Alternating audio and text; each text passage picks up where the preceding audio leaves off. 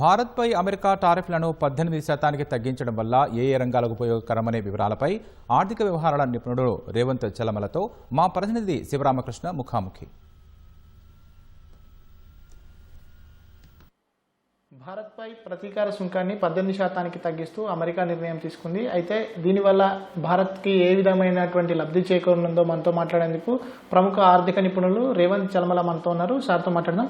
Sir, good morning sir. నమస్తే. నమస్తే అండి. సార్, ఇప్పుడు మోదీ ట్రంప్ సంభాషణల వల్ల ఇవాళ వాణిజ్య ఒప్పందం ఏదైతే తీసుకున్నారో దీనివల్ల భారత్కి లబ్ధి చేకూరుతుంది అని అంటున్నారు. దీనిపై మీ అభిప్రాయం ఏంటి? ట్రంప్ గవర్నమెంట్ ఫామ్ చేసిన దగ్గర నుంచి ప్రపంచవ్యాప్తంగా ఉన్నటువంటి ఒక గ్లోబల్ టెన్షన్ మనకి ఈ పర్టికులర్ యుఎస్ టారిఫ్, ఒక రకంగా దాన్ని ట్రంప్ టారిఫ్గా పిలుచుకుంటూ ఉంటారు. ఒక ప్రతీకార సుంకాలు ప్రతి దేశం మీద వేయడం జరుగుతుంది. అండ్ చైనా మీద కూడా దాదాపుగా 100-150% వరకు కూడా సుంకాలను వేయడం అయితే మనం గమనించాం. So over the period of time ఈ రెసిప్రోకల్ టారిఫ్ని తగ్గించాలి అనే విధంగా మన ఇండియా అండ్ యుఎస్ ఈ రెండు దేశాలు కూడా గత రెండు సంవత్సరాలు దాదాపు 1.5 years నుంచి కూడా కంటిన్యూస్గా డిస్కషన్లోనే పార్టిసిపేట్ చేస్తుంది. కాకపోతే యుఎస్ దగ్గర నుంచి ఉండేటువంటి డిమాండ్స్ని మనం పూర్తి స్థాయిలో ఇప్పటివరకు ఫుల్ఫిల్ చేయలేకపోవటం వల్ల మనకి ఆ టారిఫ్ అనేది దాదాపుగా 50% వరకు కూడా వెళ్ళింది. ఆ బేసిక్ టారిఫ్ని 25% చేశారు. ఆ తర్వాత పెనాల్టీ టారిఫ్ 25%, ఆ రష్యన్ ఆయిల్ కొంటున్నందుకు గాను ఏదైతే ఎక్స్ట్రా వేశారో దాన్ని కూడా రిమూవ్ చేస్తూ ఇప్పుడున్నటువంటి ఆ బేసిక్ టారిఫ్ ఏదైతే రెసిప్రోకల్ టారిఫ్ 25% ఉందో దాన్ని కూడా 18%కి స్లాష్ చేశారు. ఒక రకంగా ఈ 18% స్లాష్ చేయడం కోసం మన భారతదేశం చాలా చర్యలు కూడా తీసుకుంది. మొన్న వచ్చినటువంటి బడ్జెట్ 2026లో చాలా మటుకు వచ్చినటువంటి పాలసీస్ యుఎస్ టారిఫ్ని సపోర్ట్ చేసే విధంగానే కనపడుతున్నాయి. ఒకవైపు న్యూక్లియర్ ఎనర్జీకి సంబంధించి శాంతి 2025 యాక్ట్ను ఒకటి తీసుకొని వచ్చారు. 2008లో జరిగినటువంటి యుఎస్ ఇండియా న్యూక్లియర్ డీల్ దాదాపుగా 2 దశాబ్దాల నుంచి కూడా హాల్ట్ పడిపోయింది. 2010లో వాళ్ళే బాధ్యత తీసుకోవాలి, సప్లయర్సే బాధ్యత తీసుకోవాలనే ప్రమాదం జరిగితే అన్న దగ్గర నుంచి అది అక్కడే ఆగిపోవడం జరిగింది. 2025లో వచ్చినటువంటి ఆ శాంతి యాక్ట్ అనేది కొంత రిలీఫ్ ఇవ్వడం అయితే జరిగింది. సో దానివల్ల భారతదేశంలోకి కేవలం గవర్నమెంట్ సంస్థలు మాత్రమే కాకుండా బయట నుంచి కూడా యుఎస్ నుంచి కూడా సంస్థలు వచ్చి ఇక్కడ భారతదేశంలో స్మాల్ సైజ్డ్ న్యూక్లియర్ రియాక్టర్స్ని పెట్టడానికి అనుమతినిచ్చారు. అదేవిధంగా వాళ్ళు కొన్ని టెక్నాలజీస్ మిషనరీస్ని కూడా ఇండియన్ కంపెనీస్కి కూడా అమ్మొచ్చు అనే విధంగా కొన్ని పర్మిషన్ ఇచ్చారు. అదేవిధంగా పర్టికులర్ రష్యన్ ఆయిల్కి సంబంధించి భారతదేశం కూడా మేము దాదాపుగా పర్చేజెస్ని ఆపేస్తాం లేదా పూర్తిగా ఆపేస్తాం అని ఒక మాట కూడా ఇవ్వటంతో మనకి ఈ ట్రేడ్ డీల్ అవ్వటం అనేది చాలా సులభంగా మారింది. కాకపోతే దీనివల్ల కొన్ని సమస్యలు కూడా ఉన్నాయి. మనం $50-55 per barrel డిస్కౌంటెడ్ ప్రైజ్లో మనం రష్యా దగ్గర నుంచి క్రూడ్ ఆయిల్ని కొనేవాళ్ళం. ఇప్పుడు బ్రెంట్ లైవ్ ప్రైస్ ఏదైతే ఉందో దాదాపుగా $60-65 per barrel ప్రైస్ ఏదైతే ఉందో ఆ ప్రైస్ తోటి మనం ఇక్కడి నుంచి కొనాల్సిన పరిస్థితికి వస్తుంది. దానివల్ల ఒక 10-15% వరకు కూడా మనకి ఎనర్జీ కాస్టింగ్ అనేది పెరగడానికి అవకాశాలు కనపడుతున్నాయి. ఈ ఎనర్జీ కాస్టింగ్ పెరగడం వల్ల ఇప్పుడు వరకు ఏదైతే లో ఇన్ఫ్లేషన్ అనేది మనం గమనిస్తున్నాం భారతదేశంలో అది కొంతగా పెరిగే అవకాశం కనిపిస్తుంది. అసలు మన ఇన్ఫ్లేషన్ టార్గెట్స్ చాలా కట్ డౌన్ చేశారు. 4.8, 4.5 అలానే ఉంటాయని చెప్పేసి మాట్లాడుతున్నారు. ఇన్ఫాక్ట్ ఇంకా తక్కువగానే వస్తున్నాయి. గతంలో వచ్చినటువంటి ఇన్ఫ్లేషన్స్ అయితే 1.8 అలానే వస్తున్నాయి కూడా. ఈ రష్యన్ ఆయిల్ పర్చేజ్ ఆపటం వల్ల మన ఇన్ఫ్లేషన్ దాదాపు ఒక 5.3% వరకు కూడా పెరిగే అవకాశాలు ఉన్నాయనేది ఒక చిన్న ఎస్టిమేషన్. సో దీని యొక్క ప్రభావం మనకి ఆటోమొబైల్ సెగ్మెంట్ మీద కొద్దిగా పడే అవకాశం మన భారీ ఎత్తున చెప్పడానికి లేదు కానీ కొద్దిగా. అట్ ద సేమ్ టైం మనకి ఫార్మాసిటికల్, మనం one of the major exporters pharmaceutical. ఒక రకంగా చెప్పాలంటే భారతదేశం ఫార్మాసిటికల్ క్యాపిటల్ అని చెప్పొచ్చు ఈ ప్రపంచానికి. అమెరికాకి మనం చాలా సప్లైస్ని అయితే ఇస్తున్నాం. సో బేసిక్గా ఈ ఎనర్జీ కాస్టింగ్ పెరగడం వల్ల వాళ్ళకి చాలా ఎనర్జీ అవసరం ఉంటుంది వాళ్ళ డ్రగ్ మ్యానుఫ్యాక్చరింగ్ కోసం అని చెప్పేసి. సో బేసిక్ ఎనర్జీ కాస్టింగ్ పెరగడం వల్ల వాళ్ళ ప్రాఫిటబిలిటీ ఏమైనా కొంత ఇంపాక్ట్ అవుతుందా అని ఒక చిన్నపాటి కన్సర్న్ మాత్రమే కనపడుతుంది. బట్ లాంగ్ టర్మ్లో అది కూడా మనం కొద్దిగా ఓవర్కమ్ చేయొచ్చు. హవెవర్ ఫార్మాసిటికల్ కంపెనీ కానీ ఏ కంపెనీ అయినా కానీ పెరుగుతున్నటువంటి కాస్టింగ్ డైరెక్ట్గా ప్రజల మీదకి ట్రాన్స్ఫార్మ్ చేస్తారు కాబట్టి వాళ్ళ రెవెన్యూస్ మీద అయితే ఇంపాక్ట్ ఉంటుంది. ఇన్ఫ్లేషన్లో కొద్దిగా మార్పులు చేర్పులు ఉండే అవకాశం ఉంటుంది. అండ్ దాంతోపాటుగా మనం ఏవియేషన్ ఇండస్ట్రీ రిలేటెడ్ చూసినట్లయితే ఈ మెయింటెనెన్స్ కావచ్చు, ఆపరేషన్స్కి సంబంధించి కావచ్చు, వీటికి సంబంధించినటువంటి పార్ట్ ఇంపోర్ట్స్ ఏవైతే ఉన్నాయో వాటి మీద కూడా కొంతవరకు ఆ ట్యాక్స్ని తగ్గించే ప్రయత్నం అయితే అది చేశారు. సో బేసిక్ ఇప్పుడు మన ఇండియా ఏవియేషన్ ఇండస్ట్రీలో ఒక రారాజులాగా ఎదుగుతోంది. గతంలో మనకి ఏవియేషన్ ఇండస్ట్రీ ఇంత బలంగా ఉండుండేది కాదు. కానీ ఇప్పుడు మన ఏవియేషన్ ఇండస్ట్రీ అనేది బలంగా ఎదుగుతున్న తరుణంలో బోయింగ్ లాంటి పెద్ద పెద్ద సంస్థలు, మన భారతదేశంలో బోయింగ్ లాంటి సంస్థల యొక్క ఎయిర్ క్రాఫ్ట్స్ అద్భుతం ఎక్కువనే వాడుతూ ఉంటారు. సో వాటి యొక్క మెయింటెనెన్స్, రిపేర్స్, ఆపరేషన్స్, MRO అని అంటారు, వాటన్నిటికి సంబంధించినటువంటి ట్యాక్సెస్ని తగ్గించారు. బేసిక్ కస్టమ్ డ్యూటీస్ ఏవైతే ఉన్నాయో MCDs మొన్న వచ్చినటువంటి 2026 బడ్జెట్లో వాటన్నిటిని కూడా తగ్గించడం అయితే గమనించాం మనం. అండ్ దాంతోపాటుగా ఇంకొక చిన్న సమస్య ఏంటంటే అగ్రికల్చరల్ ప్రోడక్ట్స్ రిలేటెడ్ ఒక డిమాండ్ ట్రంప్ గారు ఆల్రెడీ పెట్టారు.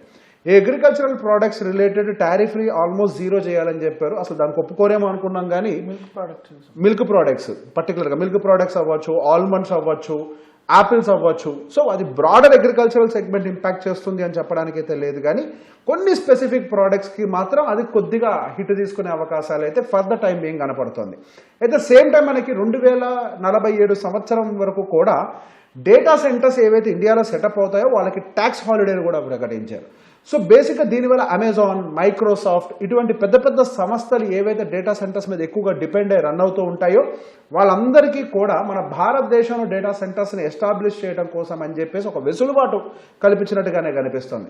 సో పూర్తి స్థాయిలో అమెరికాకి సంబంధించినటువంటి డీల్స్ని ప్లెయిన్గా డైరెక్ట్గా ఒప్పుకునే విధంగా కాకుండా అటు భారతదేశానికి కూడా రానున్న రోజుల్లో ఇది ఉపయోగపడే విధంగా కొద్దిగా చర్యలు తీసుకున్నట్టుగానే ఎక్కువగా కనపడుతుంది. సో ఇప్పుడు ఈ ట్రేడ్ డీల్ ఏదైతే ఉందో మన 2047 వికసిత్ భారత్ అని మనం అంటుంటాం కాబట్టి దానికి ఏ విధంగా అంటే ఎంత మేరకు యూస్ఫుల్గా ఉండే అవకాశం ఉంది? సో బేసిక్ ఇప్పుడు వచ్చినటువంటి ట్రేడ్ డీల్లో మనం ప్రధానంగా గమనిస్తే మనకి న్యూక్లియర్ ఎనర్జీకి సంబంధించి కొద్దిగా ఈజ్ జరుగుతోంది. గత 20 సంవత్సరాల నుంచి కొట్టుకుంటున్నటువంటి పరిస్థితుల్లో మనకు న్యూక్లియర్ యూఎస్ డీల్ అయితే జరుగుతోంది.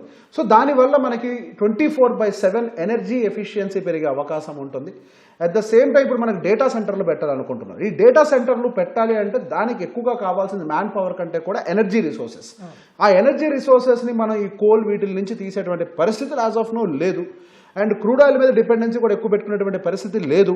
సో దానికి కానీ ఇదే ఒక న్యూక్లియర్ ఎనర్జీ కానీ లేకపోతే సోలార్ ఎనర్జీలు కానీ ఇటువంటివన్నిటిని కూడా కొద్దిగా అభివృద్ధి చేయాల్సినటువంటి అవసరం ఉంది. సో దాన్ని కొద్దిగా ఈజీ చేస్తున్నారు. కాబట్టి మన దగ్గర నుంచి ఈ ట్రేడ్ డీల్ ద్వారా మన దగ్గర నుంచి డేటా సెంటర్స్ యొక్క సర్వీసెస్ని కొనడం ద్వారా మనకి foreign institutional investors, foreign direct investors యొక్క డబ్బులు మన భారతదేశంలోకి విపరీతంగా వచ్చే అవకాశాలు ఉంటాయి. మనకి లాస్ట్ 1.5 year నుంచి కూడా ఈ ట్రంప్ టారిఫ్ అనౌన్స్ అయిన దగ్గర నుంచి మన భారతదేశంలో నుంచి FIAs, FDIs దాదాపుగా డబ్బులన్నింటినీ తీసుకొని బయటికి వెళ్ళిపోవటం వల్ల మన భారత రూపీ కూడా బాగా వీక్ అవటం అయితే గమనిస్తున్నాం. ఇండియన్ రూపీ బాగా డిప్రిషియేట్ అవుతుంది. దానికి గల ప్రధానమైన కారణాలు ప్రపంచవ్యాప్తంగా చూస్తున్నప్పుడు డాలర్ ఏమైనా బలపడుతుందా అన్నటువంటి కండిషన్గా డాలర్ ఏమో బలహీనపడుతోంది. అట్ ద సేమ్ టైం మన ఇండియన్ రూపీ కూడా బలహీనపడుతుంది. ఇది యాక్చువల్గా డబుల్ వ్యామీ అని అంటారు. 2 విధాలుగా మనం డబ్బులు ఎక్కువగా తింటున్నాం. సో బేసిక్గా ఇప్పుడు వచ్చినటువంటి ఈ ట్రేడ్ డీల్ వల్ల మన భారతదేశంలో పెట్టుబడులు ఎక్కువగా రావడానికి అవకాశాలు కూడా అద్భుతంగా కనపడుతున్నాయి. At the same time IT industry ఇప్పుడు మనం గమనించినట్లయితే డిజిటల్ ఇండియా 2.0 అనేది ఏదైతే ఉందో దానికి ఒక మంచి బూస్ట్ ఇవ్వడానికి అవకాశం దొరుకుతుంది. ఇప్పుడు ఈ డేటా సెంటర్స్ని వీటన్నిటిని మన దగ్గర ఏర్పాటు చేయడం మాత్రమే కాకుండా మన ఇండియన్ గవర్నమెంట్ ఒక విషయాన్ని క్లియర్గా గమనిస్తోంది. ఇండియాలో ప్రొడక్ట్స్ని తయారు చేయాలి, డిజిటల్ ప్రొడక్ట్స్ని. మొన్నటి వరకు కూడా మేక్ ఇన్ ఇండియా కాన్సెప్ట్ తోటి మ్యానుఫ్యాక్చరింగ్ ఇండస్ట్రీని బూస్ట్ చేసే ప్రయత్నం చేసింది. ఇక్కడ ఇంకొక ప్రశ్న సార్, అంటే మేక్ ఇన్ ఇండియా విషయం వచ్చింది కాబట్టి ఈ ట్రేడ్ డీల్ మేక్ ఇన్ ఇండియాకి అంటే ఏ విధమైనటువంటి తోడ్పాటును అందిస్తుంది, ఏ విధంగా దోహదపడుతుంది? సో ఒక రకంగా గమనించాలి అని అంటే ఇది మేక్ ఇన్ ఇండియా కాన్సెప్ట్కి ఒక గండి కొట్టినట్టు, పూర్తిగా కాదు కొంత మేరకు. సో బేసిక్ ఇప్పుడు ఏంటి, యూఎస్ నుంచి ప్రోడక్ట్స్ మన భారతదేశంలోకి ఇంపోర్ట్ చేసుకున్నటువంటి పరిస్థితి. అఫ్కోర్స్ ఇప్పుడు మనమేమో అవి మ్యానుఫ్యాక్చరింగ్ చేయట్లేదు, భవిష్యత్తులో కూడా మ్యానుఫ్యాక్చరింగ్ చేస్తున్నటువంటి పరిస్థితులు ఏం కాదు. ఇప్పుడు పర్టికులర్గా మనకి ఏవియేషన్ రిలేటెడ్ మ్యానుఫ్యాక్చరింగ్ లేకపోతే మెయింటెనెన్స్, ఇంజన్స్ వాటినైతే మనైతే మ్యానుఫ్యాక్చర్ చేసేటువంటి పరిస్థితులు కాదు. వాటికి సంబంధించి కొద్దిగా వెసులుబాటును అయితే కల్పించింది. కాకపోతే ఈ డేటా సెంటర్స్ ఎటువంటి అయితే ఉన్నాయో అవన్నీ కూడా మన భారతదేశంలోనే కొద్దిగా సెటప్ చేయడం వల్ల మన భారతదేశం గ్లోబల్గా కనెక్ట్ అయ్యి మన ఎకానమీని ఎక్స్పాండ్ చేసుకోవడానికి మనకు అద్భుతమైన అవకాశాన్ని కూడా క్రియేట్ చేస్తోంది. సో బేసిక్గా make in India point of వ్యూలో మనకు ఆటోమొబైల్ సెగ్మెంట్ పాయింట్ ఆఫ్ వ్యూలో చూసుకున్నప్పుడు అది పెద్ద స్థాయిలో మనకేం ఇంపాక్ట్ చేయదు. దాని యొక్క ఇంపాక్ట్ చాలా తక్కువగా ఉంటుంది. మనం ఎక్కువగా మ్యానుఫ్యాక్చరింగ్ చేసేటువంటి ప్రోడక్ట్స్ మీద ఈ ట్రేడ్ డీల్ ఇంపాక్ట్ అనేది పెద్దగా లేదు. మన దగ్గర లేని టెక్నాలజీ మనం గమనిస్తే దేని తీసుకొచ్చారు, న్యూక్లియర్ ఎనర్జీ రిలేటెడ్ తీసుకొచ్చారు. న్యూక్లియర్ ఎనర్జీ మొన్నటి వరకు అది స్టేట్ గవర్నమెంట్, సెంట్రల్ గవర్నమెంట్ చేతుల్లో మాత్రమే ఉంది. పర్టికులర్గా ఎన్పిసిఎల్ అనుకుంటా వాళ్ళు ఎక్కువగా కంట్రోల్ చేసేవాళ్ళు. ఇప్పుడు దాన్ని ఓపెన్ చేయడం వల్ల మనకి ఎల్టీ అవ్వచ్చు, లేకపోతే టాటా కంపెనీలు అయి ఉండొచ్చు, వీళ్ళందరికీ కూడా ఆ కంపెనీలకు సంబంధించినటువంటి ఆ న్యూక్లియర్ మ్యానుఫ్యాక్చరింగ్ రియాక్టర్స్ ఉంటాయి కదా, ఆ nuclear reactors small size nuclear రియాక్టర్స్ని కొనుక్కొని వాళ్ళు సెటప్ చేసుకోవడానికి కూడా ఉపయోగపడుతుంది. మేబీ మ్యానుఫ్యాక్చరింగ్ ఆ రియాక్టర్స్ మన భారతదేశంలో జరగకపోవచ్చు, కానీ ఆ రియాక్టర్స్ని వాడి భారతదేశానికి కావాల్సినటువంటి ఎనర్జీ సప్లైని పెంచే విధంగా అది ఉపయోగపడుతుంది. ఇక్కడ ఇంకొక పాయింట్ మీరు మాట్లాడుతున్నప్పుడు గమనించింది, ఇప్పుడు మనం ప్రపంచ దేశంలో యుఎస్ లాంటి దేశం దగ్గర నుంచి మనము ఈ క్రూడ్ ఆయిల్ కొనటం వల్ల 10 to 15% వరకు కూడా ఎనర్జీ కాస్టింగ్ పెరుగుతుందని మాట్లాడుతున్నాం. ఎట్ ద సేమ్ టైం ఈ న్యూక్లియర్ రియాక్టర్స్ మన భారతదేశంలోనే పెట్టి ఎనర్జీ జనరేషన్ మన భారతదేశంలోనే జరుగుతున్నప్పుడు రానున్న రోజుల్లో ఈ ఎనర్జీ స్కేర్సిటీ కూడా తగ్గే అవకాశం ఉంటుంది. ఈ రోజు మనం చేసుకున్నటువంటి డీల్ ఏంటి, ఆ రియాక్టర్స్ రిలేటెడ్ ప్రైసింగ్ ఏదైతే ఉందో దాని మీద ట్యాక్సెస్ ఏవైతే ఉన్నాయో వాటిని తీసేయటము, లేదా ప్రపంచ స్థాయి కంపెనీలు ఏవైతే ఉన్నాయో ఆ న్యూక్లియర్ కంపెనీస్ని తీసుకొని వచ్చి మన భారతదేశంలో న్యూక్లియర్ ప్లాంట్స్ని సెటప్ చేసే విధంగా చేయటము. సో ఎనర్జీ ఎఫిషియన్సీ కూడా పెరుగుతుంది. ఈ క్రూడ్ ఆయిల్ రిలేటెడ్ సమస్య చాలా చిన్నది, మేబీ టెంపరీగా ఉంటుందేమో. ఈ న్యూక్లియర్ రియాక్టర్స్ అన్నీ కూడా సెటప్ అయిపోయి ఎనర్జీ ఫ్లోని క్రియేట్ చేసేందుకు కొంత సమస్య ఉంటుందేమో. బట్ రానున్న రోజుల్లో ఒక విషయం మనం క్లియర్గా గుర్తుపెట్టుకోవాలి, రాబోయే తరం అంతా కూడా కంప్లీట్గా ఈ డిజిటల్ మీద నడిచేటువంటి వ్యవస్థ. ఇప్పుడు దాన్ని రన్ చేయడం కోసం పెద్ద స్థాయి డేటా సెంటర్లు, దానికి ఎక్కువ ఎనర్జీ రిఫార్మ్స్, ఇవన్నీ కూడా కావాల్సినటువంటి అవసరం ఉంది. మొన్న ఎలాన్ మస్క్ గారు కూడా ఒక ఇంటర్వ్యూలో ఒక విషయం చాలా క్లియర్గా చెప్పారు, జీరోదా ఫౌండర్తో చేసినటువంటి ఇంటర్వ్యూలో. రానున్న రోజుల్లో ఈ జెన్జీ రానున్న తరాలు అన్నీ కూడా పూర్తిగా ఆన్లైన్ మీద డిపెండ్ అవుతూ ఉంటాయి. ఏ యొక్క ఉపయోగం ఎక్కువగా పెరుగుతూ ఉంటుంది, దానికి ఎక్కువ డేటా సెంటర్లు అవసరం పడుతూ ఉంటుంది. ఆ డేటా సెంటర్స్కి ఎంతో ఎనర్జీ అవసరం అయితే ఉంది. ఆ ఎనర్జీకి ఒక రిఫార్మ్ కింద మన న్యూక్లియర్ ఎనర్జీ ఏదైతే మన దగ్గర సెటప్ చేయబోతున్నారో ఈ స్మాల్ సైజ్డ్ న్యూక్లియర్ రియాక్టర్స్, డెఫినెట్గా ఇంకో రకంగా అది బెనిఫిట్ అవుతుంది. హవెవర్ సోలార్ పాయింట్ ఆఫ్ వ్యూలో కూడా మన భారతదేశం ఇప్పుడు ముందడుగులోనే ఉంది. ప్రపంచ స్థాయిలో కంపేర్ చేసినప్పుడు సోలార్ పాయింట్ ఆఫ్ వ్యూలో మన భారతదేశం ఇప్పుడు పై చైర్లో మెయింటైన్ చేస్తుంది. ఇప్పుడు మన సోలార్ ఇండస్ట్రీ కూడా ఒక రకంగా ముందుకు పుంజుకునే అవకాశం ఉంది because of the more energy requirement. So రానున్న రోజుల్లో మనకి ఇవన్నీ కూడా సెగ్మెంట్స్ ఏవైతే న్యూ ఎనర్జీ, న్యూ టెక్నాలజీ, ఇవన్నీ కూడా భారతదేశానికి ముందుకు తీసుకెళ్లే అవకాశాలు ఉన్నాయి. ఇవన్నీ కూడా రానున్న రోజున మేబీ డైరెక్ట్గా ఒక డేటా సెంటర్ ఉద్యోగాల్ని క్రియేట్ చేయలేకపోవచ్చు, కానీ ఆ డేటా సెంటర్ చుట్టూతా ఉండేటువంటి వ్యవస్థ ఉంటుంది. ఆ డేటా సెంటర్స్కి కావాల్సినటువంటి కాంపోనెంట్స్ అప్లై చేసేటువంటి, ఇప్పుడు మన దగ్గర డేటా సెంటర్లో పెడుతున్నప్పుడు దానికి కావాల్సినటువంటి కాంపోనెంట్స్ని కూడా మన భారతదేశంలోనే తయారు చేయాల్సిన పరిస్థితికి వస్తుంది. అటువంటి టైంలో దాని చుట్టూతో కూడా కొంత ఉద్యోగ కల్పన అనేది జరుగుతుంది. ఏవియేషన్ ఇండస్ట్రీ బలపడుతోంది. గతంలో మన భారతదేశంలో పెద్ద స్థాయిలో ఏవియేషన్ లేదు. 2020 సంవత్సరం కోవిడ్ తర్వాత విపరీతమైన ఫ్లైట్ ట్రావెల్స్ పెరిగాయి. ఒకప్పుడు మనకి ఫ్లైట్ ట్రావెల్ అని అంటే అబోవ్ మిడిల్ ఇన్కమ్ గ్రూప్ వాళ్ళు మాత్రమే ట్రావెల్ చేసేవారు. ఈరోజు మధ్యతరగతి, సర్ప్రైజింగ్లీ మన డైలీ కూలీ చేసుకునే వాళ్ళు కూడా ఫ్లైట్లో ట్రావెల్ చేయగలుగుతున్నారు. అస్సాం నుంచి ఇండియాలో హైదరాబాద్లో పనిచేసే వాళ్ళు ఇంటికి వెళ్ళడానికి ఫ్లైట్ని వాడుతున్నారు. ఏవియేషన్ ఇండస్ట్రీ ఎక్స్పాండ్ అవుతోంది. ఇప్పుడు బోయింగ్ లాంటి సంస్థలు వచ్చి ఇక్కడే మెయింటెనెన్స్, ఆపరేషన్స్ అండ్ రిపేర్స్ లాంటి సెటప్ అని పెట్టినప్పుడు కొత్త ఉద్యోగ కల్పన జరుగుతోంది. మీరు గమనిస్తే వచ్చినటువంటి బడ్జెట్లో స్కిల్ డెవలప్మెంట్ మీద ఎక్కువ ప్రాధాన్యత చూపెడుతున్నారు. అది కేవలం ఈసారి వచ్చిన బడ్జెటే కాదు, 2025 సంవత్సరం ఉన్నటువంటి బడ్జెట్లో కూడా మేము ఇంటర్న్షిప్స్ కోసం అవసరమైతే కంపెనీస్కి మేమే సపోర్ట్ కూడా ఇస్తాము. ఇక్కడ భారతీయ యువతికి ఇంటర్న్షిప్స్ మీరు ప్రొవైడ్ చేయాలి, దానికి కొంత సబ్సిడీనో లేకపోతే శాలరీ రూపంలో మేమే పే చేస్తాము అని కూడా చెప్తున్నారు. అండ్ ఇప్పుడు వచ్చినటువంటి బడ్జెట్లో కూడా స్కిల్ డెవలప్మెంట్ మీద ఎక్కువగా ఫోకస్ పెడుతున్నారు. ఇప్పుడు భారతదేశంలో ఉన్నటువంటి పరిస్థితి ఏంటి, మన దగ్గర యువత కావాల్సినంత ఉంది, కాకపోతే ఆ యువత దగ్గర స్కిల్ లేదు. ఈరోజు భారతదేశంలో ఉద్యోగాలు లేక కాదు, భారతదేశంలో ఉద్యోగాలు ఉన్నాయి కానీ స్కిల్డ్ లేబర్ అవైలబిలిటీ లేకపోవటం వల్ల ఉద్యోగాలు దొరకట్లేదు. మన భారతదేశం అభివృద్ధి చెందుతోంది. ఎటువైపుగా అభివృద్ధి చెందుతోంది? జొమాటో డెలివరీ బాయ్స్గా, ర్యాపిడో డ్రైవర్స్గా, అటువైపుగా అంటే గిగ్ వర్కర్స్ని పెంచుతోంది, కానీ skilled base labour point of వ్యూలో మాత్రం అభివృద్ధి చెందలేకపోతున్నాం. ఈ రోజు వస్తున్నటువంటి ట్రాన్స్ఫర్మేషన్స్ ఏవైతే ఉన్నాయో, డిజిటల్ ఇండియా 2.0, ఇదంతా కూడా స్కిల్ రిలేటెడ్. ఏవియేషన్ ఇండస్ట్రీ, ఇదంతా కూడా స్కిల్ రిలేటెడ్. రానున్న రోజుల్లో ఎవరైతే యువత వీటన్నిటిని అడాప్ట్ చేసుకొని ఇప్పుడు 2026 బడ్జెట్లో ప్రవేశపెట్టినటువంటి దాన్ని మనం గమనించినప్పుడు స్కిల్ డెవలప్మెంట్, అడ్వాన్స్మెంట్, భారతదేశం పూర్తిగా ఇక్కడి నుంచి advancement towards the digital India వైపుగా ఫోకస్ పెడుతోంది. మనం గమనిస్తే ఈ సంవత్సరం స్టాక్ మార్కెట్ పర్టికులర్గా ప్రపంచవ్యాప్తంగా ఈవెన్ పాకిస్తాన్ స్టాక్ మార్కెట్ కూడా అద్భుతంగా పర్ఫామ్ చేసింది, కానీ మన భారతదేశం స్టాక్ మార్కెట్ కూడా మాత్రం వీక్నెస్లోనే తణుకులాడుతుంది. దానికి గల కారణం ఆఫ్కోర్స్ మనకి ట్రేడ్ డీలే. ఈ ప్రాబ్లం సాల్వ్ అయింది. ఇప్పుడు నిఫ్టీ మార్కెట్ ఓపెన్ కాకముందే 1000 పాయింట్లు పెరిగింది, దాదాపుగా 4% పెరిగింది, అది కూడా సాల్వ్ అవుతుంది. సో బేసిక్ దీని అంతటికి ప్రాబ్లం ఏంటి, అమెరికాలో ఏమో ఏఐ టెక్నాలజీ ఉంది, మిగతా దేశాలు కూడా ఏఐ టెక్నాలజీనో లేకపోతే రకరకాల టెక్నాలజీస్ని అడాప్ట్ చేసుకోవడం ముందరికి వెళ్తూ ఉన్నాయి. మనం మాత్రం ఆ ట్రెడిషనల్ మ్యానుఫ్యాక్చరింగ్, ఆ ట్రెడిషనల్ పద్ధతుల్లోనే ఉండిపోయాం. ఇప్పుడు ఈ మ్యానుఫ్యాక్చరింగ్ ఇండస్ట్రీలో ఎటువంటి ఉద్యోగాలు ఎక్కువగా క్రియేట్ అవుతాయి, నాన్ టెక్నికల్ జాబ్స్ కూడా చాలా ఎక్కువగా ఉంటాయి. ఎప్పుడైతే డిజిటల్ టెక్నాలజీని మనం అడాప్ట్ చేసుకుంటామో, మనం ప్రోడక్ట్ డెవలప్మెంట్ అనేది ఇండియాలోనే మొదలు పెడతామో, అప్పుడు మన భారతదేశం అభివృద్ధి చేయడం కూడా అవకాశం దొరుకుతుంది. మీరు గమనిస్తే మనకి ఈ సాఫ్ట్వేర్ ఎంప్లాయీస్, ఒక రకంగా సాఫ్ట్వేర్ లేబర్ అంటాం, మన సాఫ్ట్వేర్ ఎంప్లాయీస్ ప్రపంచవ్యాప్తంగా ఉన్న వాళ్ళల్లో భారతీయులే ఎక్కువ, కానీ మన భారతదేశంలో లేరు వాళ్ళు. సో మన దగ్గర అటువంటి high skilled, high educated people ఉన్నప్పటికీ కొంతవరకు మన భారతదేశంలో ఎటువంటి ప్రోడక్ట్ డెవలప్మెంట్ అనేది జరగట్లేదు. మనం అందుకే గమనిస్తే ఈ సంవత్సరం పోయిన 2025 సంవత్సరంలో భారతదేశం జీమెయిల్ లాంటి సర్వీసెస్ని వాడకుండా జోహోను వాడటం మొదలుపెట్టింది. It is a part of promoting Indian digital product.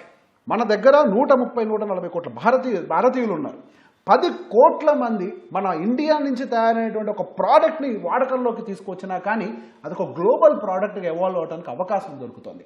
కేవలం ఏదో ఒక రెగ్యులర్ చిన్న చితకా ప్రోడక్ట్స్ కాదు, ఇక్కడ నుంచి ప్రపంచ స్థాయి వరల్డ్ క్లాస్ ప్రోడక్ట్స్ మన భారతదేశంలో తయారు చేయాలి, దాన్ని మనం ప్రపంచవ్యాప్తంగా మార్కెట్ చేయాలి అనే ఒక ఉద్దేశం క్లియర్గా మన భారతదేశ ప్రభుత్వానికి కనపడుతోంది.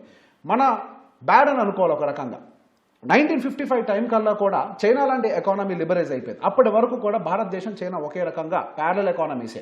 1955 తర్వాత వాళ్ళు లిబరలైజ్ అయ్యి వాళ్ళు గ్లోబల్ ఎకానమీని వాళ్ళ చైనాలోకి ఇన్వైట్ చేసిన తర్వాత వాళ్ళు ప్రపంచాన్ని శాసించే స్థాయికి ఎదిగినటువంటి పరిస్థితి. 1991 వరకు మనం తీసుకొని రాలేకపోయాం. మనం ఒక రకంగా వాళ్ళతో కంపేర్ చేస్తే 40 సంవత్సరాలు వెనకబడ్డాం. అట్లీస్ట్ ఇప్పటికైనా కానీ అప్డేటెడ్ టెక్నాలజీస్ మన భారతదేశంలోకి ఇన్వైట్ చేయలేకపోతే మనం ఇంకా వెనకబడ్డ దేశంగానే ఉండిపోతాం.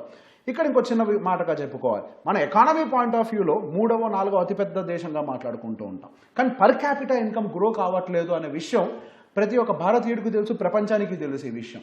ఈ పర్ క్యాపిటల్ ఇన్కమ్ డెవలప్ అవ్వాలి అని అంటే మన దగ్గర ఉన్నటువంటి యువత ఒక జొమాటో డెలివరీ బాయ్గాను, ర్యాపిడో డెలివరీ బాయ్గా ఉంటేనే అది పెరగదు. మన దగ్గర ప్రపంచ స్థాయి వరల్డ్ క్లాస్ టెక్నాలజీస్ తోటి ఇన్ఫ్రాస్ట్రక్చర్ డెవలప్ అయ్యి ఆ వరల్డ్ క్లాస్ టెక్నాలజీ డెవలప్మెంట్ కూడా భారతదేశంలో ఏ రోజైతే డెవలప్ జరుగుతుందో ఆ రోజు మన దగ్గర ఉన్నటువంటి యువత కూడా దానికి కావాల్సినటువంటి ట్రైనింగ్ని తీసుకొని ఉద్యోగాలు తెచ్చుకున్నప్పుడు ఆ స్థాయి జీతాలు మన భారతీయులకు రావడం జరుగుతుంది. అప్పుడు మన పర్ క్యాపిటల్ ఇన్కమ్ కూడా గ్రో అవ్వడానికి అవకాశం దొరుకుతుంది.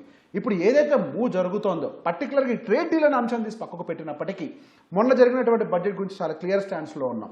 ఇప్పుడు వచ్చినటువంటి బడ్జెట్ ప్రజల బడ్జెట్ కాదు అని అందరూ అనుకుంటున్నారు, కానీ ఇది యాక్చువల్లీ ప్రజా బడ్జెట్. నేను గవర్నమెంట్కి ఫేవరబుల్ పర్సన్ అయితే కాదు, నేను కేవలం ఒక స్టాక్ మార్కెట్ పర్సన్. నేను అది ఎకానమీని ఏ విధంగా ముందుకు తీసుకెళ్తుందని మాత్రమే చూస్తుంటాను. ఒక ట్రెడిషనల్గా ఏదో ఒకటి ఫ్రీగా ప్రజలకు పంచేదానికంటే కూడా ప్రజలకు ఉద్యోగ కల్పన ఇవ్వడానికి ఏమేమి అవకాశాలు ఉన్నాయో వాటి మీద ఎక్కువగా కేంద్రీకరించారు, స్కిల్ డెవలప్మెంట్ మీద ఎక్కువ కేంద్రీకరించారు. రానున్న రోజుల్లో భారతదేశానికి ఇది ఒక మంచి ఆపర్చునిటీగా మారే అవకాశాలు ఉంటాయి. టెక్స్టైల్ ఇండస్ట్రీ మనం one of the major exported to the America. ఇప్పుడు టెక్స్టైల్కి సంబంధించి, టెక్స్టైల్తో పాటు మన ఆంధ్రప్రదేశ్కి సంబంధించి ఆక్వాకల్చర్ కానీ టెక్స్టైల్ కానీ ఈ రెండింటికి సంబంధించి ఎట్లా బెనిఫిట్గా ఉంటుంది సార్ ఈ ట్రేడ్ డీల్? సో బేసిక్గా ఎప్పుడైతే ట్రేడ్ డీల్ అనౌన్స్మెంట్ జరిగిందో ఆక్వా రిలేటెడ్ ఇండస్ట్రీ బాగా ఇంపాక్ట్ అయింది. చాలామంది దుకాణాలు మూసుకునే పరిస్థితులు కూడా దిగజారిపోయారు. మనం one of the highest aqua exporters, textile exporters కూడా మనం. సో టెక్స్టైల్ ఎక్స్పోర్ట్స్ మీద మనకి ఏదైతే 50% టారిఫ్ పడ్డదో అది బంగ్లాదేశ్, మన పక్కన నుండి బంగ్లాదేశ్ లాంటి కంట్రీస్కి అడ్వాంటేజ్గా మారింది. మన కంట్రీ దానికి బాగా సఫర్ అయింది. సో బేసిక్గా ఇప్పుడు వచ్చినటువంటి ట్రేడ్ డీల్ వల్ల ఎగ్జిస్టింగ్గా ఉండేటువంటి టారిఫ్తో కంపేర్ చేస్తే మన ఇండియన్ టారిఫ్ ఇంకా మోర్ అట్రాక్టివ్ అయింది. సో అమెరికన్ మాల్స్లో మన బట్టలు ఇంకా ఎగురుతూనే ఉంటాయి. సో బేసిక్గా ఈ తగ్గుతున్నటువంటి టారిఫ్ వల్ల ఏవైతే కాంపిటేటివ్ కంట్రీస్ ఉన్నాయో మనకి వాళ్ళకంటే తక్కువ టారిఫ్ ఈరోజు మన మీద పడ్డది. సో దీనివల్ల మన సేల్స్ అని మరింతగా బూస్ట్ అయ్యే అవకాశం మనకి ఎక్కువగా కనపడుతుంది. అండ్ ఆక్వా రిలేటెడ్ అవ్వచ్చు, అగ్రికల్చర్ టెక్స్టైల్ రిలేటెడ్ అవ్వచ్చు, ఇదంతా కూడా. కానీ స్టాక్ మార్కెట్ పాయింట్ ఆఫ్ వ్యూలో చూసినప్పుడు మనకి పెద్దగా కంటికి కనిపించవు, కానీ మనకి అందులో పనిచేసే వాళ్ళు ఎక్కువ. అది మనకి గ్రౌండ్ లెవెల్, అంటే అవి లార్జ్ స్కేల్ కంపెనీస్ కాదు, small scale companies, but major ఎక్స్పోర్ట్స్ని ప్రపంచ దేశాలకి కాంట్రిబ్యూట్ చేస్తూ ఉన్నాయి. దాని మీద డిపెండ్ అయి బతికే వాళ్ళ సంఖ్య ఎక్కువగా పెరిగింది. ఇన్ఫ్యాక్ట్ ఈ ట్రేడ్ డీల్ అనౌన్స్మెంట్ జరిగిన తర్వాత అసలు టెక్స్టైల్ ఇండస్ట్రీ రంగంలో విపరీతమైన ఉద్యోగ కోతలు ఏర్పడ్డాయి. ఉండేటువంటి ఎంప్లాయీస్ని తీసేయడం మొదలుపెట్టారు. ఉద్యోగ కొరత ఏదైతే ఇప్పుడు ఏర్పడ్డదో అదంతా ఫుల్ఫిల్ అవ్వటమే కాకుండా ఇప్పుడు తక్కువ టారిఫ్ మన మీద విధించడం వల్ల, వేరే దేశాలతో మన కాంపిటీటర్స్తో పోలిసి తక్కువ టారిఫ్ మన భారతదేశం విధించడం వల్ల అది ఇంకా ఎక్కువ ఉద్యోగ కల్పనకి దారితీస్తుంది. సో బేసిక్గా రానున్న రోజుల్లో ఇదంతా కూడా మంచిగా దారితీస్తుంది. మనకి ఇందులో జరిగినటువంటి ఒకే ఒక్క బ్యాడ్ ఎలిమెంట్ ఏంటి అని అంటే రష్యా. సో బేసిక్గా మనం ఎన్నో సంవత్సరాల నుంచి ఈ రష్యాతో సత్సంబంధం మెయింటైన్ చేస్తున్నాం. ప్రతిసారి సమస్యల్లో ఉన్నప్పుడు రష్యా మనకు తోడుగా ఉంది. కాకపోతే ఇప్పుడు మన భారతదేశం ఎండ్ ఆఫ్ ద డే ఎప్పుడైనా ఒక గవర్నమెంట్ చూసుకోవాల్సింది ఇప్పుడు భారతదేశానికి, భారతదేశ ప్రజలకి ఏదైతే అవసరమో దాని మీద ఎక్కువగా ఫోకస్ పెట్టాలి. దేశ ప్రయోజనాలను దృష్టిలో పెట్టుకోవాలి. ఈ దేశ ప్రయోజనాలను దృష్టిలో పెట్టుకొని for the temporary time being మనకి ఇంకా ఆప్షన్ లేదు అన్న కండిషన్లో ఈ ట్రేడ్ డీల్ అనేది జరిగినట్టుగా కనపడుతుంది. బట్ రానున్న రోజుల్లో ఇది మాత్రం డెఫినెట్గా మన భారతదేశాన్ని ఒక సూపర్ పవర్గా, ఒక సూపర్ ఎనర్జీగా మార్చడానికి చాలా ఎక్కువ అవకాశాలు ఉన్నాయి. ఇన్ఫ్యాక్ట్ ఎనర్జీ ఇప్పుడు మనం నెట్ ఎనర్జీ ఇంపోర్టర్స్గా ఉన్నాం. ఈ న్యూక్లియర్ ఎనర్జీ అవ్వచ్చు అండ్ ఈ డేటా సెంటర్స్కి కావాల్సినటువంటి ఎనర్జీని ఎక్స్ట్రా క్రియేట్ చేయడంలో పార్టిసిపేట్ చేసి సోలార్ ట్రాన్స్ఫర్మేషన్ అవ్వచ్చు, ఈ గ్రీన్ ఎనర్జీ ట్రాన్స్ఫర్మేషన్ మొత్తానికి కూడా భారతదేశం లీడింగ్ అవ్వచ్చు. ఇప్పటి వరకు యూఏఈ కంట్రోల్ చేస్తుంది క్రూడ్ ఆయిల్. రానున్న రోజుల్లో క్లీన్ ఎనర్జీ, గ్రీన్ ఎనర్జీని మన భారతదేశం కంట్రోల్ చేసే అవకాశాలు కూడా ఎక్కువగా కనపడుతున్నాయి. అఫ్ కోర్స్ దానికి సంబంధించిన సేఫ్టీ నామ్స్ అవన్నీ కూడా ఇప్పుడు గ్లోబల్ స్టాండర్డ్స్కి ఈక్వలైజ్ చేశారు. ఆ శాంతి 2025 యాక్ట్ ఏదైతే తీసుకొని వచ్చారో గతంలో మన భారతదేశం చాలా స్ట్రింజెంట్గా ఉండేది. దానికి గల కారణం భూపాల్ గ్యాస్ ట్రాజడీని దృష్టిలో పెట్టుకొని 2010లో కొద్దిగా స్ట్రింజెంట్ చేశారు. సో దానివల్ల కొంత వెనకబడ్డం ఈ న్యూక్లియర్ ఎనర్జీ ప్లాంట్స్ని ఎస్టాబ్లిష్ చేసే విషయంలో. ఇప్పుడు ఈ శాంతి 2025 యాక్ట్ ఏదైతే వచ్చిందో డిసెంబర్లోనే వచ్చింది. అది కూడా ట్రేడ్ డీల్ కోసమే తయారు చేశారు ఒక రకంగా. ఇవన్నీ కూడా మనకు ముందుగా అర్థం కాలేదు. కానీ ఈరోజు ట్రేడ్ డీల్ కంప్లీట్ అయిపోయిన తర్వాత మనం వాటన్నిటిని గమనిస్తే ఈ జరిగినటువంటి బడ్జెట్ 2026 కానీ, శాంతి 2025 యాక్ట్ కానీ ఇవన్నీ కూడా లేకపోతే రష్యా దగ్గర నుంచి నిదానంగా ఇంపోర్ట్ ఆఫ్ క్రూడ్ ఆయిల్ తగ్గించడం కానీ ఇదంతా ట్రేడ్ డీల్కి ఫేవర్ చేసే విధంగా చేశారు. సో ఇది ఒక్కరోజు వన్ సింగిల్ నైట్లో చేసినటువంటి యాక్ట్ కాదు. సో బేసిక్గా స్టెప్ బై స్టెప్ ఇండియన్ రిఫార్మ్స్ను దృష్టిలో పెట్టుకొని ఎటువైపుగా మార్చాలని చెక్ చేసుకుంటూ 1 సంవత్సర కాలం పాటు వర్కౌట్ చేసిన తర్వాత ఈ ట్రేడ్ డీల్కి సంబంధించి భారతదేశం ఒక రకంగా ముందడుగేసింది. అయితే ఈ ఈఓకి సంబంధించి యూరోపియన్ యూనియన్ ఈకి సంబంధించి ఆ ట్రేడ్ డీల్కు సంబంధించిన మాటలు ఏవైతే ఉన్నాయో అది ఈ ట్రేడ్ డీల్ పైన ఏమన్నా అంటే అమెరికాకి ఏమైనా భయం లాంటిది పుట్టించిన అవకాశం ఏమైనా ఉందా సార్? సో డెఫినెట్గా అండి. ఇప్పుడు బేసిక్గా రిసెషన్ అనేది ఒకటి కొత్త దారులను ఓపెన్ చేస్తుంది. ఇప్పుడు నీళ్లు వస్తూ ఉన్నాయి, వరద వస్తూ ఉంది, ఒక ప్రవాహం వెళ్తూ ఉంది. ఒక గేట్లు ఎంతవరకు ఆపగలుగుతాయి? యుఎస్ ట్రేడ్ డీలు వేరే దేశాలతో జరిగేటువంటి ట్రేడ్ డీల్స్ని ఎంతవరకు ఆపగలుగుతుంది? సో బేసిక్గా వాళ్ళకు కూడా అర్థమైంది మనం మరీ స్ట్రింజెంట్గా ఎక్కువగా ఉండటం వల్ల మనమే అవకాశాలను కోల్పోతాం, మనం ప్రపంచానికి దూరం అవుతున్నాం. EU ట్రేడ్ డీల్ జరిగినప్పుడు ఈవెన్ యూఎస్ దగ్గర నుంచి కూడా స్టేట్మెంట్స్ వచ్చాయి, ఇది ఫేర్ కాదు, మీరు ఇట్లా ట్రేడ్ డీల్ చేసుకుంటారు అని చెప్పేసి. ఇన్ఫ్యాక్ట్ యూరోపియన్ యూనియన్ అమెరికాకి దగ్గర, మనకి కాదు. నాటో కూటమి మొత్తం కూడా వాళ్ళకి దగ్గరగా ఉంటుంది, మనకి కాదు. అటువంటి కూటమిలు అన్నీ వచ్చి భారతదేశంతో ట్రేడ్ డీల్ చేసుకుంటున్నాయి.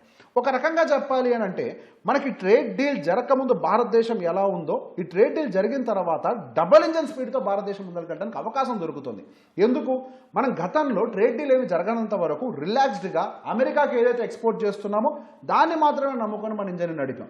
కానీ అమెరికా ఎప్పుడైతే ట్రేడ్ శాంక్షన్స్ని విధించి ట్రేడ్ డీల్కి సంబంధించి టారిఫ్లు మన మీద భారాన్ని మోపిందో ఆ భారాన్ని తగ్గించుకునే ప్రయత్నంలో మనం యూకేతో ట్రేడ్ డీల్ చేసాం, EUతో ట్రేడ్ డీల్ చేసాం, ఎన్నో దేశాలతో ట్రేడ్ డీల్ చేస్తున్నాం. ఎప్పుడు చైనా భారతదేశం కొట్టుకునేటువంటి పరిస్థితుల దగ్గర నుంచి ఇండియా చైనా కూడా మాట్లాడుకునే పరిస్థితులకి మనం ఇదయ్యాం. సో ఒక రకంగా వాళ్ళు క్లోజ్ చేసిన తర్వాత నీళ్లు దాని యొక్క పాయను దానికంతా అది ఎలా అయితే ఏర్పాటు చేసుకుంటుందో మనం మరిన్ని పాయలను ఏర్పాటు చేసుకున్నాం, మరిన్ని దారులను ఏర్పాటు చేసుకున్నాం. దీనివల్ల 2027, 2028 సంవత్సరం దగ్గర నుంచి యూరోపియన్ యూనియన్ ట్రేడ్ డీల్ కూడా ఇంప్లిమెంటేషన్లోకి వచ్చేది 2027 తర్వాతనే. సో బేసిక్గా దాని యొక్క ఇంపాక్ట్ 2027 మిడ్ నుంచి కనిపిస్తూ ఉంటుంది.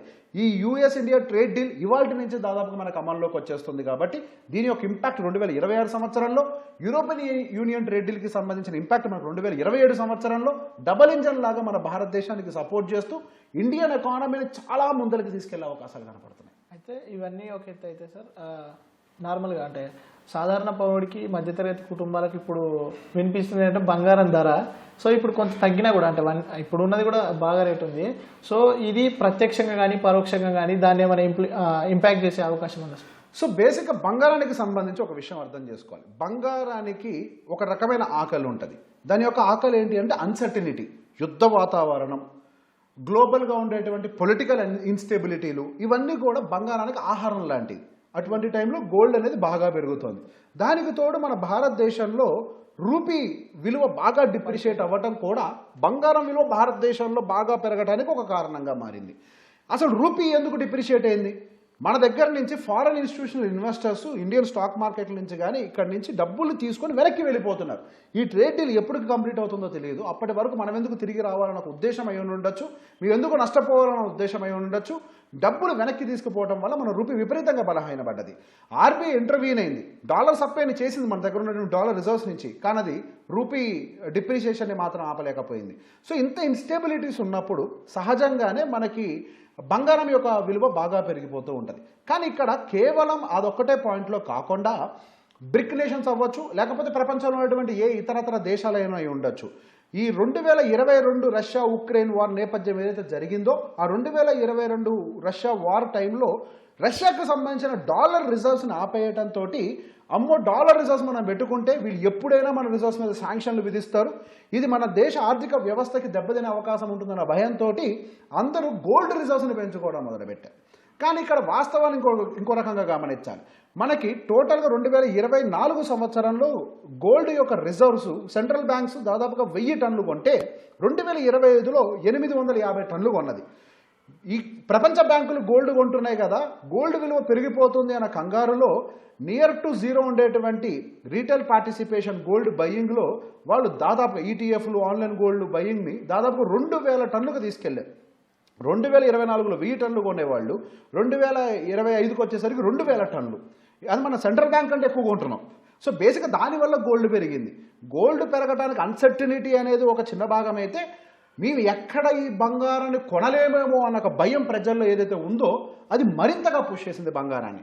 సో బంగారం ఇప్పుడు ఏదైతే ప్రైజ్లో ఉందో అది యాక్చువల్గా ఉండాల్సిన ప్రైజ్ కాదు. సెంట్రల్ బ్యాంకులు కొనటం వల్ల క్రియేట్ అయినటువంటి బయ్యింగ్ ఏదైతే ఉందో అది ఈ ప్రైజ్లో ఉంచదు. అండ్ ఇప్పుడున్నటువంటి ఏదైతే న్యూస్ ఫ్లోట్ అయిందో అది బంగారాన్ని మరింత స్లో డౌన్ చేసే అవకాశం ఉంది. ఒకటి, ప్రపంచవ్యాప్తంగా బంగారం స్లో అవ్వాల్సిన అవసరం లేదు. ఇప్పుడు రూపీ బలపడటం మొదలుపెట్టినా ప్రపంచంలో 1% పెరిగితే ఇక్కడ రూపీ 1% పడ్డట్టయితే అంటే కూల్ ఆఫ్ అయినట్లయితే ఆటోమేటిక్గా ఇక్కడ మళ్ళీ న్యూట్రల్ అయిపోతుంది. సో ఇంకా ప్రపంచవ్యాప్తంగా ఈ అన్స్టెబిలిటీస్ ఏవైతే ఈ ట్యాక్స్ రిలేటెడ్ సమస్యలన్నీ కూడా కొద్దిగా సాల్వ్ అవుతూ ఉంటాయో అది మరింత బంగారాన్ని కూల్ ఆఫ్ చేస్తుంది. ఇప్పుడు ఇండియా కూడా రష్యాకి దూరమైన ఉద్దేశంతో రష్యా గనక ఉక్రెయిన్తో యుద్ధం చేయడం ఆపేసినా కానీ బంగారం మరింతగా కూల్ ఆఫ్ అవుతుంది. సో బంగారానికి ఇప్పుడున్నటువంటి పరిస్థితి గండి కొట్టే అవకాశాలు ఎక్కువగానే కనపడుతున్నాయి. అటు సిల్వర్కి కావచ్చు, silver is different ball game. Silver అనేది ఇండస్ట్రియల్ ప్రోడక్ట్, అది డిఫరెంట్ బాల్ గేమ్. కానీ బంగారం మాత్రం అన్సర్టెనిటీని బేస్గా తీసుకొని పెరగడం దానికి ఒక అలవాటు. సో ఇప్పుడున్నటువంటి ప్రైస్ ఏదైతే ఉందో దాని నుంచి పెద్ద స్థాయిలో డీవియేషన్ వస్తుందని నేను బలంగా నమ్మట్లేదు. కాకపోతే ఎవరైతే పెట్టుబడులు ఆల్రెడీ పెట్టున్నారో వాళ్ళు భయపడి అమ్మటం వల్ల ఇప్పుడు బంగారం ఎక్కువగా పడ్డది. ఇప్పుడు ఏమవుతుందంటే ఆల్రెడీ ట్రిగ్గర్స్ అవుతూ ఉంటాయి. కొద్దిగా బంగారం పరగానే వీళ్ళందరూ ఇప్పుడు ఆన్లైన్లో కొన్నోళ్ళే, వీళ్ళెవరు కూడా ఫిజికల్ గోల్డ్ కొనలే. ఇన్ఫ్యాక్ట్ వరల్డ్ గోల్డ్ కౌన్సిల్ ఒక రిపోర్ట్ని కూడా పబ్లిష్ చేసింది. వరల్డ్ గోల్డ్ కౌన్సిల్ ప్రకారం మన భారతదేశం one of the second largest buying gold country. China తర్వాత మనం ఎక్కువగా కొంటూ ఉంటాం, మనం ఎక్కువ జ్యువెలరీని కూడా కొంటూ ఉంటాం. సెకండ్ లార్జెస్ట్ కంట్రీలో జ్యువెలరీ బయింగ్ తగ్గిపోతుందనే కన్సర్న్ పెరిగింది. జ్యువెలరీ బయింగ్ తగ్గటం వల్ల అది రానున్న రోజుల్లో గోల్డ్ యొక్క డిమాండ్ని తగ్గించేసి గోల్డ్ ప్రైస్ని పడేయచ్చు. ఇప్పుడు గోల్డ్ బై చేసింది ఈటీఎఫ్లో కొన్నారు, బార్లో కొన్నారు, కాయిన్లో కొన్నారు, కానీ జ్యువెలరీ పనులు కొనలే. 550 టన్నులు ఉండేది కాస్త 450 టన్నులు పడిపోయింది జ్యువెలరీ పర్చేసెస్. సో బేసిక్ ఇది నెగిటివ్ ఎలిమెంట్. బార్లు కాయిన్లు కొంటే ప్రాబ్లం సాల్వ్ కాదు. ఏం చేసుకుంటారంటే బార్లు కొనుక్కొని జ్యువెలరీ చేసుకుంటే అట్లీస్ట్ వాడుకోగలుగుతారు. ఈటీఎఫ్లు కొన్నారు, పెరుగుతుంది అనే ఉద్దేశంతో కొన్న వాళ్ళు ఉన్నారు, కానీ నా బంగారు తల్లి బంగారు భవిష్యత్తు కోసం అని చెప్పి కొన్న వాళ్ళు ఎంతమంది ఉన్నారు ఈ రోజుల్లో? మహా అయితే సాటిస్ఫై చేసుకోవడానికి ఏం కాదులే పెరుగుద్దు అని మనం సంతృప్తి చెందుతున్నాం అంతే. దీని యొక్క ప్రభావం మన గోల్డ్ మీద డెఫినెట్గా పడుతుంది. నిజంగా లాంగ్ టర్మ్ కోసం పెట్టుబడి పెట్టుకున్న వాళ్ళైతే కంగారు పడనవసరం లేదు. ఈ రోజుకి కాకపోతే రేపటికైనా కానీ ఒక టైం గోల్డ్ అయితే పెరుగుతుంది. కానీ ఇప్పుడు చూసినటువంటి ర్యాలీ ఇక్కడ గోల్డ్లో రావడానికి అయితే అవకాశాలు లేవు. ఎందుకంటే ప్రపంచంలో ఉన్నటువంటి అన్సర్టనిటీస్ అన్ని కూడా నిదానంగా తొలుగుతున్నాయి. ఇప్పుడు రష్యా కూడా యుద్ధాన్ని తగ్గించవచ్చు, అవకాశాలు కనపడుతున్నాయి కదా. అదేవిధంగా ఇప్పుడు ఇండియా యుఎస్ ట్రేడ్ డీల్ జరగడం వల్ల రూపీ బలపడచ్చు. అదేవిధంగా వేరే దేశాలకు కూడా ఒక హోప్ రావచ్చు, నేను కూడా ఒక ట్రేడ్ డీల్ చేసుకుంటే వాళ్ళు నా మీద కూడా టారిఫ్ తగ్గిస్తారు అని. సో అనిశ్చితంతా కూడా తగ్గిపోతూ ఉంది. ఇట్లాంటి టైంలో గోల్డ్ అనేది పెరగడానికి అవకాశం కొంచెం తక్కువగా ఉంటాయి. ఏదన్నా మళ్ళీ ఎస్కలేట్ అయితే పెరుగుద్ది, అప్పుడుదా పెరగదు. Thank you so much. So ఇవి మొత్తంగా రేవంత్ చలమల గారు చెప్తున్నటువంటి విషయాలు. భారత్ యుఎస్ ట్రేడ్ డీల్ ఏదైతే ఉందో అది భారత్ అభివృద్ధి చెందేందుకు, డబుల్ స్పీడ్తో అభివృద్ధి చెందేందుకు సహకరిస్తుందని చెప్తున్నారు. కెమెరామ్యాన్ చిరంజీవితో శివరామకృష్ణ, ఈటీవీ న్యూస్, హైదరాబాద్.